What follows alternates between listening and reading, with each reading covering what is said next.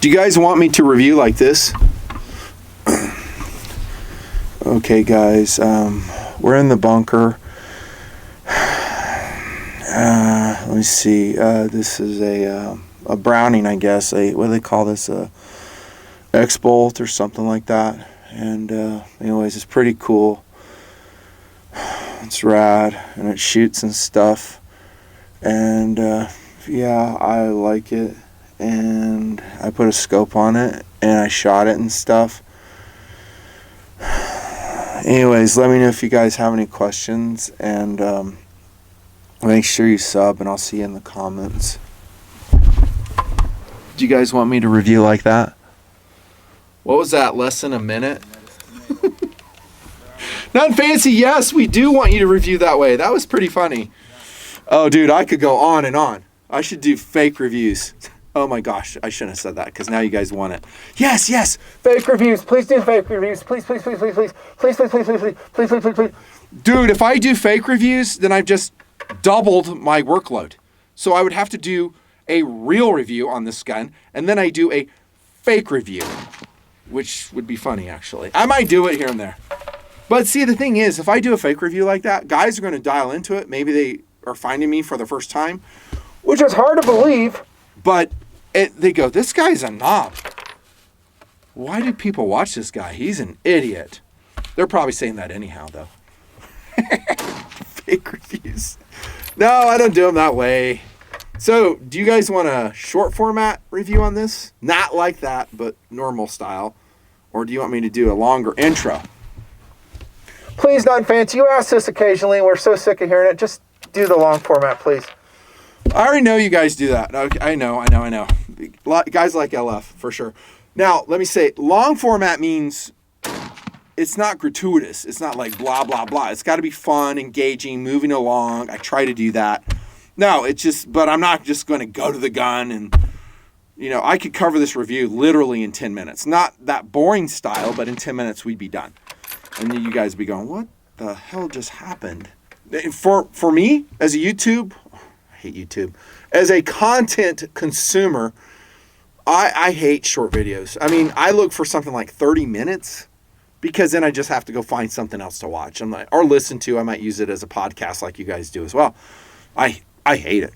In fact, Mark Felton, he does World War II documentaries. I quit watching him because all his videos are too short. And also, he seemed like he's a little bit woke. Sorry. Yeah, there's some stuff he did. I was just no. So I abandoned him. I unsubbed, and I was out of there. Give me long format content, please. Here we go. Since we're on LF, I can do a longer intro. So I've been doing TMP for quite some years now. 17. Holy crap. 17 years? Well, from channel creation date. Yeah, 17 years. I think that's right. And I'm not real good at math, but I think that's right. And I've learned a ton. I continually learn. And I've been surprised. Like a lot. There's things that I just go, wow, I never saw this coming. One of the things that has really surprised me about doing this gig, reviewing, all kinds of stuff, guns, knives, flashlights, tactical gear, outdoor gear, life philosophy videos, which are foundational to everything I do here in the project. One of the things that has surprised me is that I attract people just like me. That's weird. I didn't see that one coming. I should have seen that coming. I mean, it makes sense, right? That you'll attract people that like your content, and so they're aligned with your ways of thinking. I never saw that coming, really. To be honest, a lot of this stuff is just like, caught me by surprise. Remember, this whole thing that I'm doing, that Fancy Project, has been a friggin' goof. It was a goof. It all started from an accidental, not accidental, but just an afterthought knife review posted on Amazon. Then I put it on my YouTube channel, Nothing Fancy. Guys liked it. They're like, oh, that's pretty cool. We've never seen anything like this before. I was the first one ever did that. I was like, okay, cool. Here's some more tabletops on knives. They ate them up. And I'm like, okay, well, I really like guns too. How about a tabletop on guns? They're like, yeah. We've never seen that before either. So I started tabletop on guns. Then I was like, let me show you how I test these things. Went out in the field, shot, ate it up. Flashlight reviews, tactical reviews, the rest you know. Anyways, it wasn't planned. It wasn't like, I'm going to do this, and then year 4 I'll move this. It's just like, I'm just adding on, faking it as I go. Yeah, so I attract dudes just like me. And you and I do have a lot in common. A lot in common. Give me 5 things that we have in common, TMP here. Just 5 things. Ready? Go. I'll wait. Okay, Not Fancy, I love this question, but I've been watching you for like 10 years, and let me see, just off the top of my head, 5 things that we have in common. Number 1, we love fanny packs, Corvettes, hot women, especially if they have a good rack. For what? Yeah, right there. AR-15s, and we hate wokeism. Give that dude a gold star. By the way, I know you're lying about the fanny packs. You're just saying that so, to suck up or whatever. You're right, Not Fancy. I hate fanny packs. I gotcha. The rest I do buy. Hang on a second. Since we're not Hot women with a good rack. Oh, by the way, we have Hot Angela in the background. I'm not pulling her off the shelf. She's right there. She's tactical Death Angel Angela. She's hot. Empowered female. Strong female. That's right. And we hate wokeism. Enough said on that. And yeah, Corvettes. I don't have anything Corvette in the bunker right now. That's very, very sad. Sorry. Here's another thing that we have in common. Ooh, smooth transition, nothing. Yes, something that we have in common about bolt-action rifles is we're not really into hunting bolt-action rifles so much. Just being honest. So I walked the floor of Gunnies, the Great American Gun Store, from whom I checked this gun out, the Browning X-Bolt Target Max, also called the BLT, bacon, lettuce, tomato. Anyways, I think it's like the Target Max. That's what they're calling it now on their website. Okay, yeah, we'll look at this one. But I'm walking the store at Gunnies, the Great American Gun Store. I look at everything. I look at the lever action guns. What's new? There are several lever action guns I'm waiting for them to get. I haven't gotten them yet. I look at shotguns, pump, auto. I look at revolvers. I look at semi-automatic pistols. I look at the AR-15 rack. I look at AKs, blah, blah, blah. And I try to find what's new, interesting for me and you. Then I go to bolt-action rifles, and I look. There's a bunch of hunting guns up there. And I've reviewed hunting bolt-action rifles before, and the views tanked. Guys are not into it. You are not into it. And I know guys are like, oh, dude, please do such and such bolt-action hunting rifle review. And I'm like, number one, I'm not super excited about it. A bolt-action rifle that holds 4 rounds. I'm not a hunter. I have been a hunter in past years, as you guys know. But more importantly, the audience isn't into it. And I reviewed the Thompson Contender Compass, I think it was called. Great rifle. I loved it. It was a hunting bolt-action rifle. Savage, Axis, Ruger American. Those are all hunting rifles. I had an interesting discussion. Could you use those particular guns in a tactical POU? Go watch the reviews. All that still plays.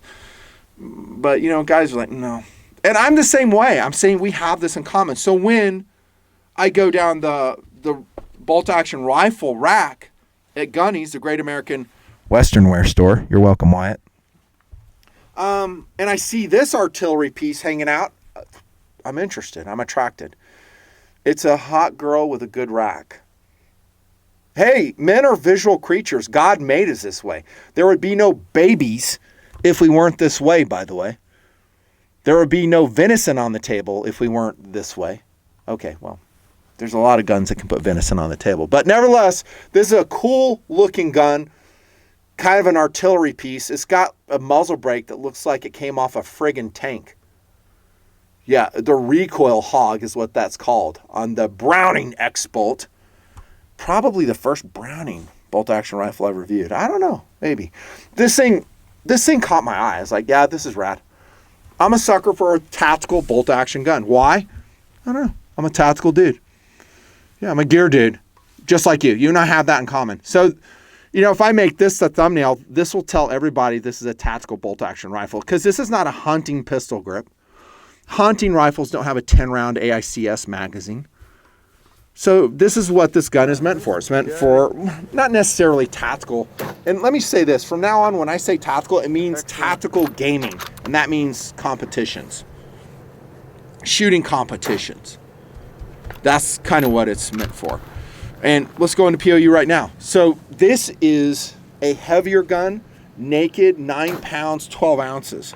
That's without glass, slings, bipod. That's with a 10-round AICS mag in there. That's not a lightweight gun. That's an artillery piece. Something I said for that Savage Model 10 and 338 Lapua in the backdrop there. Speaking of a friggin' artillery piece, looks like it has a muzzle break off a friggin' Panther tank. It's, same thing could be said. So this is a full-size, full-weight tactical bolt-action rifle, not really designed to go shoot Bambi. And by the way, once again, I'm not really a hunter. I'd rather see deer in the wild than go blow them away. I'm not against hunting, but I'm not a killer. Hey, I have that in common with you too, Nothing Fancy. I don't like killing stuff. Me either. I know it's so weird. It's like, you're a tactical channel. You got guns everywhere. You don't like killing stuff. Now, that is hilarious. Nothing. Well, almost nothing. If there's like a pest animal causing problems, I'll go snipe it. Like, there was a ground squirrel this summer that was causing problems. I killed that sucker. He's dead. I killed him with an air rifle. It's a Crown Mark II. That thing is sick. Yeah, I wasted that sucker. So, in certain circumstances, getting back to the Browning, however, the artillery piece, this is a rifle that's designed to shoot very accurately for extended periods of time where stability is paramount. I love how I summarized that. That is perfect. That's a review right there. Okay, so this is a bench rest rifle, more or less, or a rifle that you put into location and it just kind of stays there. I don't know if I want to go hiking anywhere with this rifle. It's too damn heavy. You put like a big US optics on this. I just have a Nikon tester scope on there. Yeah, you put like a US optics 30-ounce scope on there.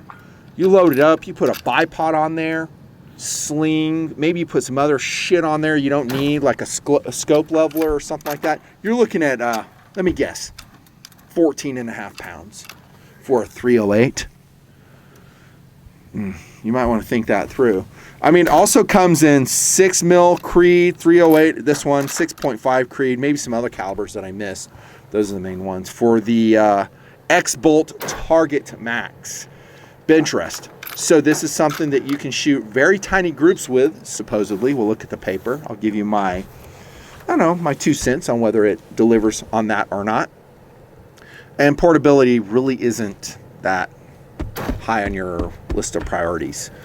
Firepower versus mobility, boys. There's one of those concepts that we've been talking about for many, many years. This is on the firepower side. So maximum accuracy. This has a heavy fluted stainless steel barrel designed to shoot extended periods of time, lots of rounds, says me, accurately without a lot of wandering in your groups. Cool. How about a PRS competition rifle? Absolutely. Production class. That's like the rifle itself is $2,000 or less, and this would qualify. I forgot to write down the price, but it's not an inexpensive rifle, but it's way less than that Christensen rifle that I just reviewed also. Yeah, so production class 2,000 or less, and then the total loadout has to be 3,000 or less. And by the way, I don't shoot that. I don't have time, but it's a super cool thing, guys that do the long-range shooting comps that they do, and other games like it, tactical games. But yeah, let's say you get this for $1,500-ish. That gives you $1,500 for all your accessories and scopes. That's doable. I could put really good glass on this for like $800 to include rings. Depends on how serious I was as a competition dude, how much money I'd spend on my glass. I know guys that are really, really into it. I mean, their whole rig will cost like 10 grand, and they don't even think twice about it. They wouldn't be in the production class, though. I don't know if they call that unlimited or something. I really don't know.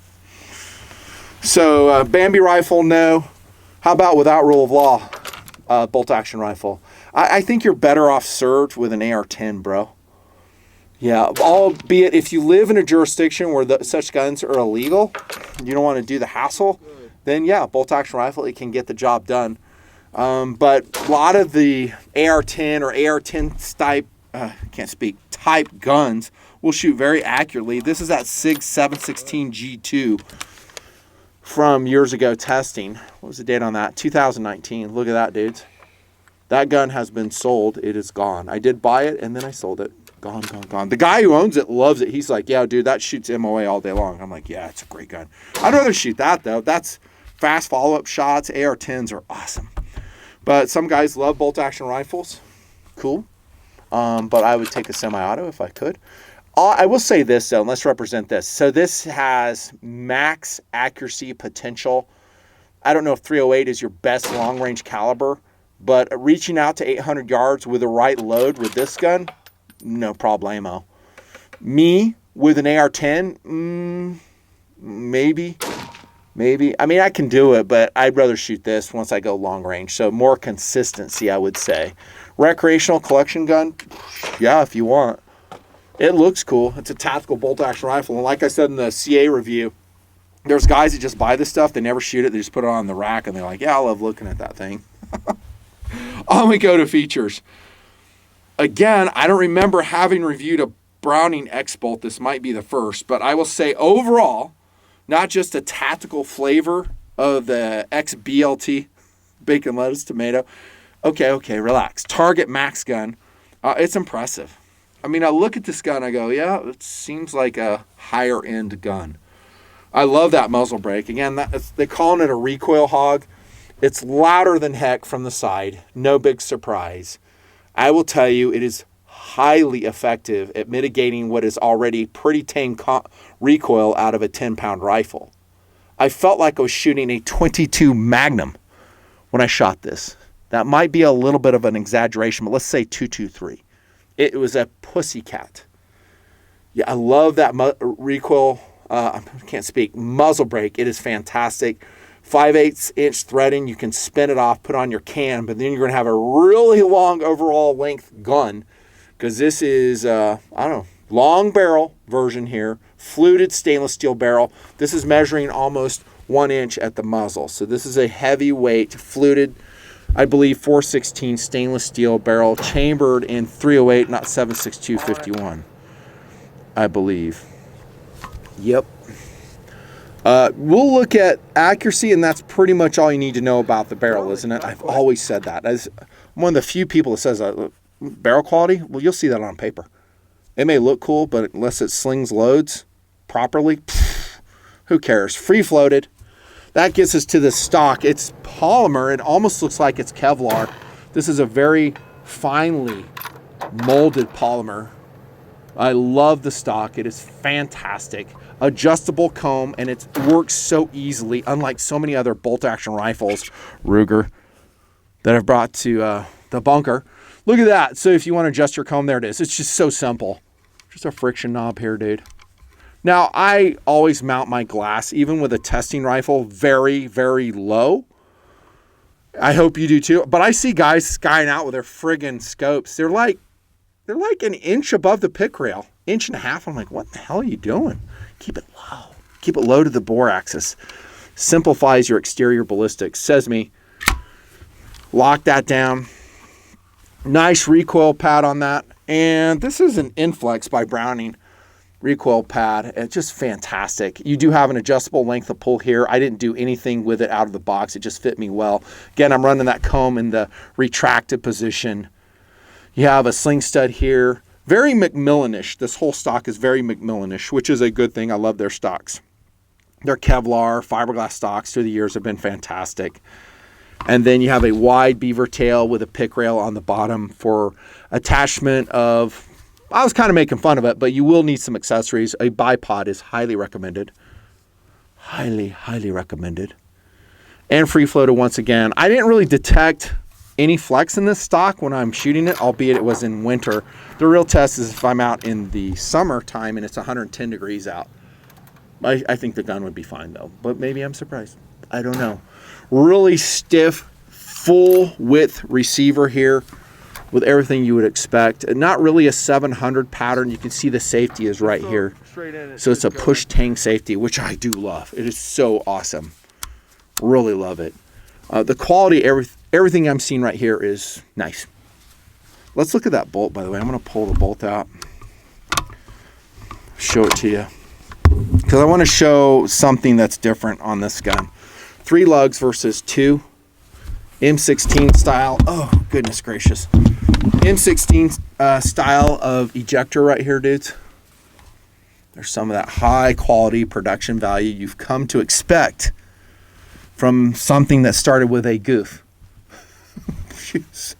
Oh my goodness. Really smooth. I love the bolt knob. You don't have to do an extended bolt knob on that. Do you remember our 700s back in the day that had the stubby little bolt knobs, and all of us were like, I need an extended bolt knob, and so we do it ourselves or send it off to a gunsmith? Those days are pretty much done.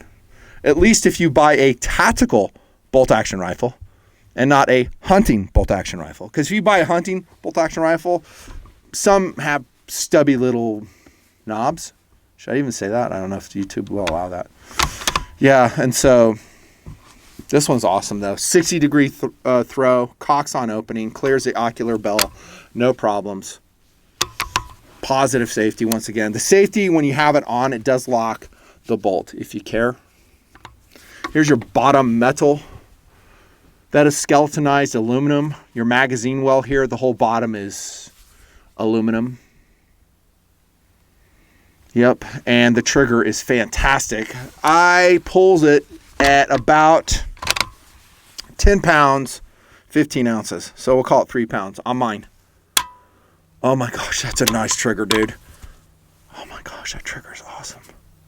No creep, clean break, fantastic trigger on the X-Bolt Target Max. Very, very well done. 20 MOA rail, 840 screws attach it, and they also have a steel pin in here that locks into the top of the receiver to make sure that it never slides forward. I think that's overkill, but I'll take it. It's awesome. Recoil lug in there, of course. You'd come to expect that. And there's your magazine release on your AICS pattern of magazine.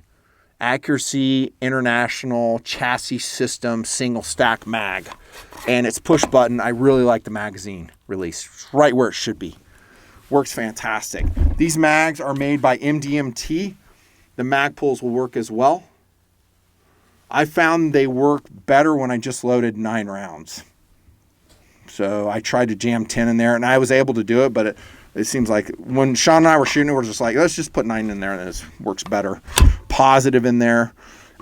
Why do I love a magazine-fed bolt-action rifle? Why do you like it so much? Because you and I are the same. I just like it. Maybe it's because when I grew up with my Model 700 BDL in 30-06, it had that, you know, the bottom metal that's spring loaded and you pop it out. It ejects all the shells onto the ground usually. And it held like 4 rounds. I didn't hate it, but a magazine is just so much better. I've always advocated it. Early in TMP, I was like, all you manufacturers should have bolt-action rifles fed from a detachable box magazine. I have seen a lot of advancement in that. I see even hunting rifles have that. So that's good. That's good. And I think the AICS is a very established, reliable pattern magazine.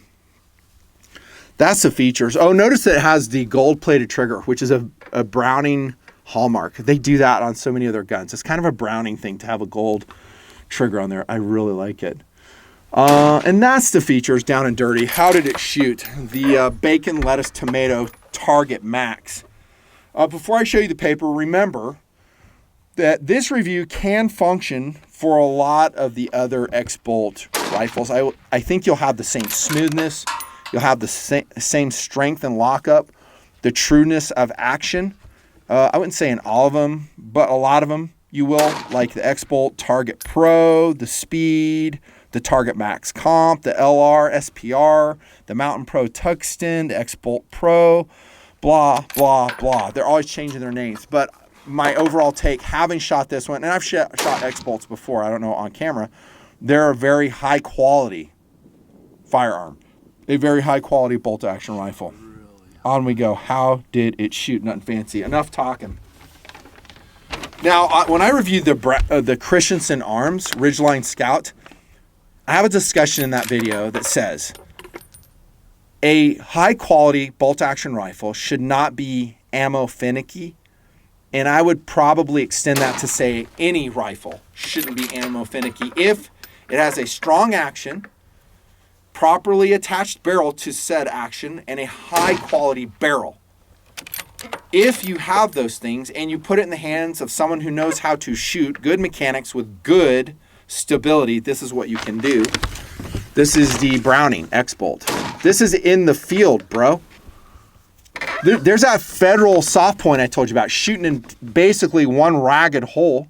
Here it is again, vertical stringing here. That's Federal American Eagle. SMB, FMJ? WTH, FMJ shooting into that small group? I forgot what load that is. This one on the bottom is Winchester, 150 grain FMJ. That has not been shooting well though. That load, once upon a year, the 150 grain Winchester, it used to shoot very well. And for whatever reason, it's just kind of, I don't know, their latest loads are just, they're not consistent at all. Some vertical stringing here, that's disappointing. I showed you that one. This is Echo 165 Match AMAX. This is what I shot in Red Skies out of the M&P 10. Hunting Shack 165 AMAX. Okay, so what I'm seeing on that paper is that this is a gun that will predominantly shoot with a wide variety of loads into one MOA, probably better. I did click around on the interweb, and some guys are saying it is not unusual out of this particular gun, the Target Max heavy barrel stainless steel with a freaking tank muzzle brake on it, to shoot into 1/2 inch. And I would expect that. For a 10-pound, more or less, 308 or 6.5 Creed, especially Creed, that's an accurate cartridge, you should shoot into that all day long. This gun delivers. That's the bottom line. This is a superbly accurate, superbly smooth, highly enjoyable shooting rifle. I don't remember any jams, stoppages whatsoever. It ejects cleanly. You can vary the ejection with a spring loader ejector. It seems like that worked just fine. Would I buy this? Yes. Yes, I would. What would you use it for, Nothing Fancy? Yeah. Well, I'm a reviewer, so my life is different than yours. So if I get a cast member like this is an interesting thing to have in inventory because it represents a particular price level, which I will say is mid-pack. It's definitely not high-end price level. And it would be interesting if I bring other high-end guns into the bunker, maybe a $3,000 bolt-action rifle, maybe another Christensen Arms, and it doesn't perform to this level. And that's an interesting discussion. And so as a reviewer, my needs are a little bit different. I have cast members that help, add flavor and color to the show. So for me buying it would be as a cast member. But if I wasn't doing TMP, what would I buy it for? As a marksmanship rifle. Basically a DM rifle. So a high precision, static location, bolt action tactical rifle. That's what I'd use it for. So if you're a pro-Constitution law enforcement team member, I would not be a bit surprised if your department has this exact gun. This would be the type of gun you'd want to run. I think 308 is a good cartridge. I do. I think this particular sizing is more set up for a belted Magnum, like a 300 Win Mag. Something more powerful. I think this chassis can totally take it. And there's probably some other flavors of this gun that, are chambered with a more powerful cartridge. I would like to see this in 338 Lapua, this exact size, and it would give this gun a run for its money. This is a value gun. This gun, this Savage in the background, this is lower quality than that one. This is kind of a baseline, worker level bolt action rifle. I think it's like the 10BA. I forget the designation. It's a good gun. I bought it. It's a cast member, and this is what I'm talking about. So I've shot this plenty of times. I love it. Great gun. But this if I can speak, this chassis right here seems like it's set up for a more powerful cartridge than a 308. But even in 308, totally serviceable in that very serious, hostage rescue type of philosophy of use, which is interesting, right? You need a precision shot. You don't need a ton of shots. You have them. You have follow-up shots. It's heavy enough to settle the gun down, to be very accurate, to be comfortable to the shooter. A lightweight gun really, when you're in position, and I've never said this before, I'll say it here, it's really kind of more uncomfortable. A heavier rifle settles down and you can just kind of rest on it. You're not wiggling all over the place. You can kind of see what's going on and it's just comfortable. Yeah, I would definitely buy it. It's not the only game in town. Christensen Arms has their BA Tactical. It's, speaking of lightweight guns, 7.5 pounds, but it retails for almost $3,000, basically twice the price of this one. This one is highly, highly recommended. The Browning X-Bolt Target Max. I will watch the view numbers of this video, and if they are impressive to me personally, I'll do more tactical bolt action rifles and circle back to it. Something I did around the 2012 to 2015 time frame, and then, well, I got busy with other stuff. So we'll see. It's all up to you. Thank you to the donors, especially to the Nut and Fancy Project. You should be a donor. You've probably been watching the banner slide across the bottom multiple times. No apologies for that whatsoever. That's just reminding you, don't be a freeloader. Anybody can afford $10 a month. I mean, literally anybody. You just spent $30 on lunch today. And it probably wasn't that good. It was gross. And you probably walked out of the restaurant going, that sucked. I should have given that money to Nut and Fancy. Well done, sir. You are correct. Yeah, you and I have a lot in common. It's kind of scary sometimes. It is scary sometimes. Our love for tactical bolt-action rifles, it's fun. They're fun to shoot. This would, by the way, be a great test bed if you're reloading. Another POU. I told you I might circle back to that before we wrap it up. So you're changing certain parameters of your load, and you need a very consistent, accurate rifle to define those changes and see what it does. This would be a great gun to do it. Browning, good job. Nut and Fancy Project. See you next video.